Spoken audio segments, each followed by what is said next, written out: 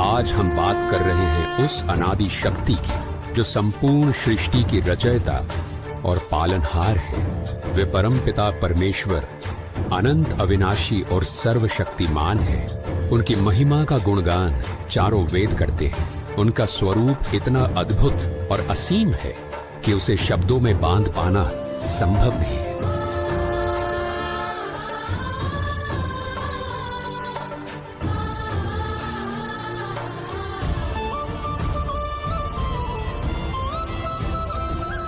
वो कबीर परमेश्वर ही हैं जिन्होंने अपने एक वचन मात्र से इस संसार की रचना की। उन्होंने समस्त जीवों को और इस संपूर्ण ब्रह्मांड को उत्पन्न किया। उनकी लीला और सामर्थ्य इतना अद्वितीय है कि उनका वर्णन मानव बुद्धि से परे है। वे सर्वशक्तिमान परमेश्वर ही सब कुछ है। उनका अस्तित्व केवल धर्म ग्रंथों के पन्नों तक ही सीमित नहीं है।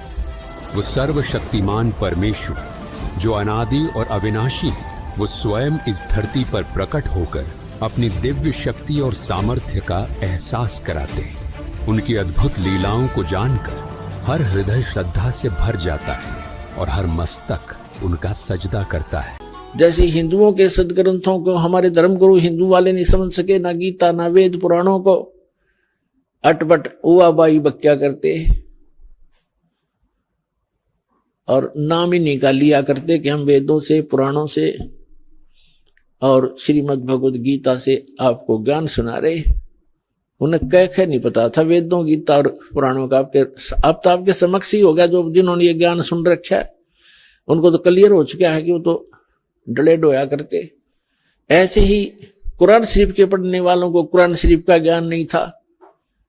पुण्यात्माओं, हम भाषा जानते नहीं, वह क्या भाषा है, लिल्ला लल्लूहू, वह मारो समझ मावा नहीं। एक विचार करने की बात है। कबीर साहब का दिया हुआ दिमाग इस दास को, हमें पता था मेरी कितनी बुद्धि थी, अब मुझे मालूम है परमात्मा का दिया हुआ ये सब कुछ किया हुआ हो रहा है। ना ये इलेक्ट्रॉनिक जो सिस्टम बनाया जा रहा है, टीवी, इंटरनेट, डीवीडी, कंप्यूटर, ये मनुष्य नहीं बना सकता। ये मोबाइल छोटे छोटे बना दिए, इसमें पूरी फिल्म परमात्मा के सत्संग भरे जाते हैं 50-50, 100-100, 200 घंटे के। तो परमात्मा ने रजा बख्शी आपके ऊपर के मेरे बच्चे, इस काल के लोक में इन्होंने विजित रहना ही है, क्योंकि यहाँ तो कर्म प्रधान है और सतलोक में कर्म प्रधान नहीं। वहां तो मौज है आपकी, सारे सुख आपके पास उपलब्ध रहेंगे। तो इसलिए परमात्मा ने ये जीव के कल्याणार्थ ये काम किया है। जैसे परसों एक भक्त कल अपने इंटरव्यू में बता रहा था अपने अनुभव में कि हम राजस्थान से आते हैं और राजस्थान के से हमारे लगभग जब हम ट्रेन में वापस जाते हैं सत्संग सुनने के लिए, तो हिसार से जोधपुर जाती है ट्रेन, वो खाली होती है, हम सब भक्त ही उसमें प्रवेश हो जाते हैं। और उससे में देखे नजारा, कोई तो नित्यनेम कर रहा है, कोई मंत्र कर रहा है, कोई परमात्मा की चर्चा ही कर रहा है, कोई भोजन कर रहा है भगवान का, यहाँ से प्रसाद लेकर जाते हैं। तो ये जो चर्चा चलती है वहां बैठे जो को भक्त उनमें भी आके बैठेंगे, अन्य भी सवारियां होंगी, तो अपने उनके ऊपर भी उसका प्रभाव पड़ेगा। इन वाणियों का पूरे वातावरण में अब प्रवेश होगा। और जो जैसे कुछ ऐसे पाप होते हैं मनुष्य के, परमात्मा की वाणी सुनने से ही अक्षीण हो जाते हैं और फिर वो चेतन होता है। जैसे एक किसी को सर्प डस जाता था तो पहले आध्यात्मिक ट्रीटमेंट होया करते थे, तो उसको गार्डू होते थे जो झाड़ फूक करने वाले, विष उतारने वाले, वो एक मंत्र बोला करते थे। जिसको सर्प ने डस रखा हो तो अचेत पड़ा है, वो ना उस मंत्र की लैंग्वेज जानता है, ना उसको सुन पा रहा है। और फिर वो गार्डू जो होता है विष उतारने वाला, उस मंत्र को बार बार बुदबुदा रहा है, जिसके कारण उस वाणी से उसके उस विष उतर जाता है सर्प का, और फिर वो चेतन हो जाता है। ना वो सुन रहा था, ना उसको उसके भाषा जानता है वो क्या बोल रहा है, और सुनने में प्रभाव कर दिया। ठीक इसी प्रकार ये वो मंत्र है उस परम पिता के। आपको काल भगवान ने डस रखा, अजगर ने, ये विष इस मंत्रों के, इस परमात्मा के वचन के इसके अतिरिक्त कोई उतार नहीं सकता। तो ये वाणी जो परमात्मा की है, ये उस काल के विष को उतारने के लिए है। आप अचेत पड़े हो इस गंदे लोक में, न ये रहने का स्थान है। 1 मिनट में ना जाने के बिजली गिर जाए, हर एक टूक के लिए सारा दिन धक्के खाते, अंडे सो झूठ बोले, मिलावट करें, पता नहीं के जुल्म ढा लेते हैं और पाप फिर भोगने पड़ते, कुत्ते बड़े के सिर में कीड़े पड़ते हैं हमारे।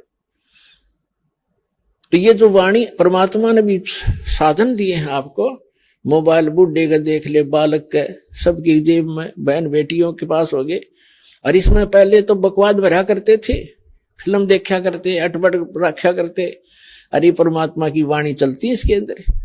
तो ये वाणी जैसे कोई खेत में गया है तो जाते हुए चल, खेत में जाते हैं, किसान है, मजदूर है, चलो वहां करेंगे, नितने मोबाइल जेब में है, काम कर रहे हैं, मोबाइल ऑन कर लिया, काम भी कर रहा है, नितनेम भी कर रहा है, मंत्र भी कर रहा है, कान में लीड ला लिया, आजकल 100 सिस्टम दे दिया जाता है। तो वो प्रभाव पड़ेगा सबके। जैसे किसान हल जोत रहा है, बीज बो रहा है, एक तो तमाकू पीवा के लिए बीड़ी घूट मारो और फिर नू, एक तो तमाकू का जो वासना वो जागी। अरे एक भगवान का भक्त परमात्मा के मंत्र करता करता बीज बोए, उस खाने वाले पे भी असर होगा उसका, जो उस अन्न को खाएगा। तो इसी प्रकार जो वाणी में वातावरण, वाणी में फैल रहा है, इस वातावरण फैल रहा है, में फैल रही है वाणी परमात्मा की। बच्चा बच्चा जन जन सब उसी की चर्चा करता है। कोई वाणी बोल रहा है, राम नाम रटते रहो जब तक घट में प्राण, कदे तय दीन दयाल के बनक पड़ेगी कान। तो भक्ता के बच्चे ये वाणी बोलेंगे तो उसके आसपास और बच्चे होंगे, उन पर असर पड़ेगा। तो इस प्रकार परमात्मा ने कहा कि इस कलयुग में पूरी सृष्टि इस सतनाम को प्राप्त करेगी और सब भक्ति करेंगे मेरे बच्चे, और सब पार हो जाएंगे। बोलो सतगुरुदेव।